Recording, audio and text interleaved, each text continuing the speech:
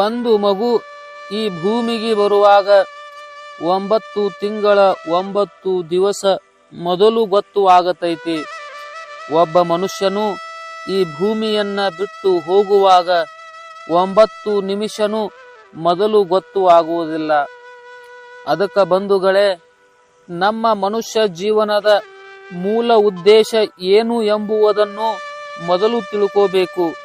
ಅಣ್ಣ ಬಸವಣ್ಣನವರು ಹೇಳ್ತಾರು, ನೆರೆ ಕೆನ್ನೆಗೆ ತೆರೆಗಲ್ಲಕ್ಕೆ ಶರೀರ ಗೂಡ ಹೋಗುವ ಮೊದಲು, ಹಲ್ಲು ಹೋಗಿ ಬೆನ್ನು ಬಾಗಿ ಅನ್ಯರಿಗೆ ಹಂಗು ಆಗುವ ಮೊದಲು, ಕಾಲ ಮೇಲೆ ಕೈಯನೂರಿ ಕೋಲ ಹಿಡಿಯುವ ಮೊದಲು, ಮುಪ್ಪಿನಿಂದ ಸೌಂದರ್ಯ ಒಪ್ಪ ಅಳಿವ ಮೊದಲು, ಮೃತ್ಯು ಮುಟ್ಟದ ಮೊದಲು ಪೂಜಿಸು ಕೂಡಲ ಸಂಗಮ ದೇವನನ್ನ.